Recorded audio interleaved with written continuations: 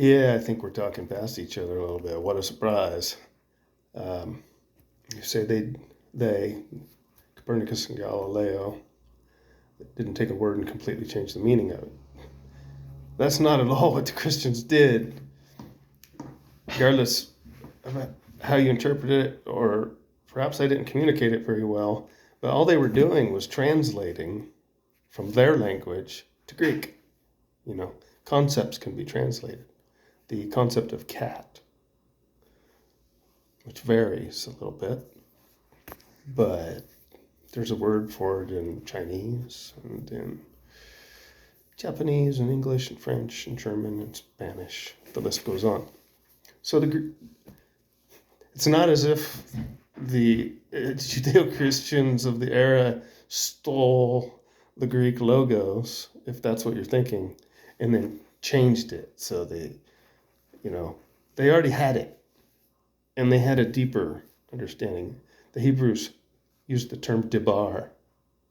Debar was the word of God. In Aramaic, memra. Okay? But John and the apostles that wrote these epistles and the gospel accounts were using the common language of the era. I mean, technically it's a post-Hellenistic culture. The Romans are now occupying this territory. They're the big boys in town. But everybody's still mainly speaking Greek. So when you have a concept that's Judeo-Christian and you want to translate that to the Greek, it was their term logos that fit the bill. And there was a difference. Now you say Copernicus and Galileo, all they did was clarify what was already established, that the planets were in orbit. Well, a little bit of a semantics game, isn't it? I mean, yes, they clarified, they added dimension to the picture. And that's exactly what the Hebrews were doing. They were adding the personal element.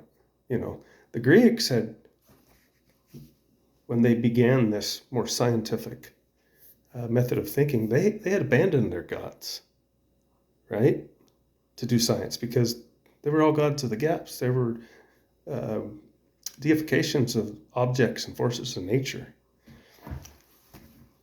The Hebrews didn't have to give up the gods to do science because they didn't believe in the gods. That was idolatry. They didn't believe that gods were part of the creation. God solely created the universe. It's a completely different schema here. And you see that they had a grasp of logic right in the first chapter of Genesis, which sounds ridiculous, just like the fall of man story. That in the beginning, God created the heavens and the earth. But the earth was formless and void, and darkness was over the face of the deep. Now, what in the world is that? Try to picture something that's formless and void. Dark in what sense? It's unintelligible, that's what.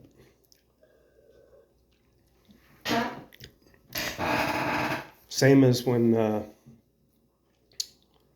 Steve Jobs and his buddy sat in a garage and built the first computer. It was formless and void until they injected the software and built the hardware for the software. That's in essence what's being said with, and God said, let there be light. I don't think it has anything to do with electromagnetic radiation. It has to do with intelligibility, order, structure. That idea of order is inseparable from the idea of logic. The Hebrews already knew all this.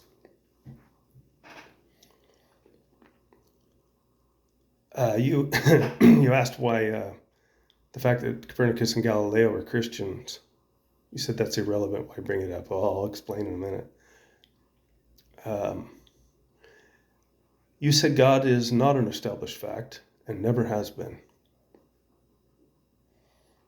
It's interesting because Paul says in Romans 1 that God's invisible qualities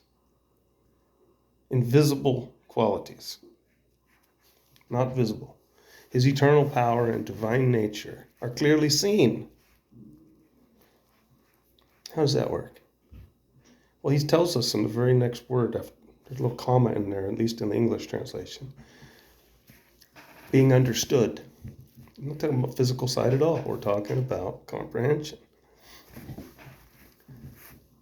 His qualities are perceived. That's how some translations render that.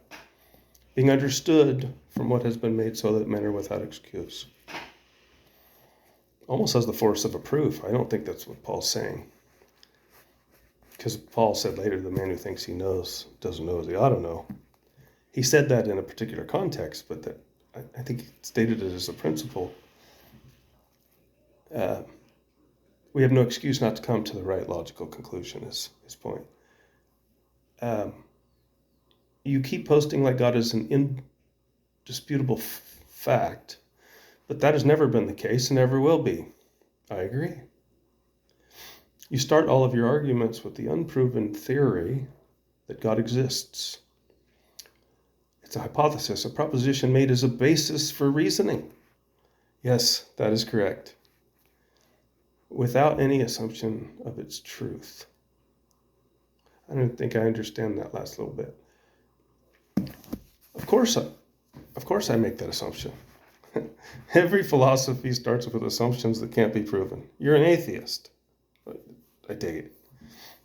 Well, if you're an atheist, then what philosophy are you left with? Materialism.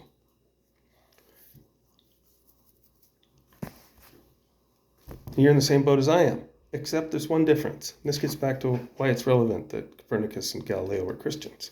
It's like C.S. Lewis said, men became scientific because they believed in law and nature. And they believed in law and nature because they believed in a lawgiver. If this universe was created by an intelligent God, and we as human beings are different from the animals, everybody seems to acknowledge that. Something unnatural about us, right? It's that ability to reason and play with reason in ways we shouldn't. If we're created in his image with the capacity to understand that order, or at least learn it, then that makes perfect sense and undergirds very consistently with the validity of reasoning. But as a materialist, as many have pointed out, Einstein said the most incomprehensible thing about the universe is that it's comprehensible. J.B.S. Haldane, I think he's a biologist if I remember right, he said, if I suppose that my brain consists of atoms, then I have no reason to suppose my thoughts to be true, which means I have no reason to suppose my brain to be made of atoms.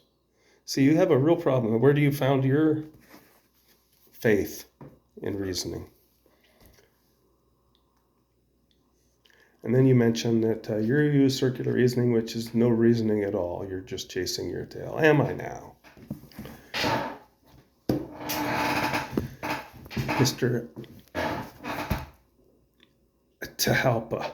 That's a real name. Anyway, we all chase our tail once in a while. And in this game, the law of non-contradiction has to be true in order to even do science. Peter Atkins had a debate on firing line. William F. Buckley's show back in the 70s and 80s, early to mid 80s, somewhere in there. I was pretty young when that was on. I wasn't grasping the things they were talking about, but here's a clip. It's a good one.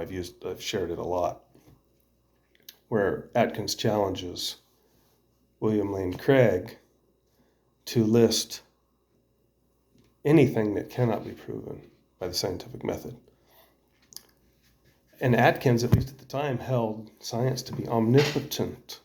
Sounds a lot like the serpent in the garden to me, but anyway, and Craig had 5 of them, but the very first one, he said mathematical and logical truths cannot be proven by the scientific method.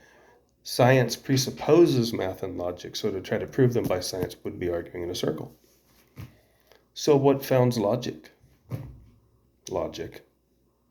The only way to test the validity of logic is with the law of non-contradiction, which we would normally regard as circular, but these are first principles. These are metaphysical necessity. These are axioms that have to be true before any of us can even begin the quest for knowledge. So, yeah, circular. Is there anything I missed?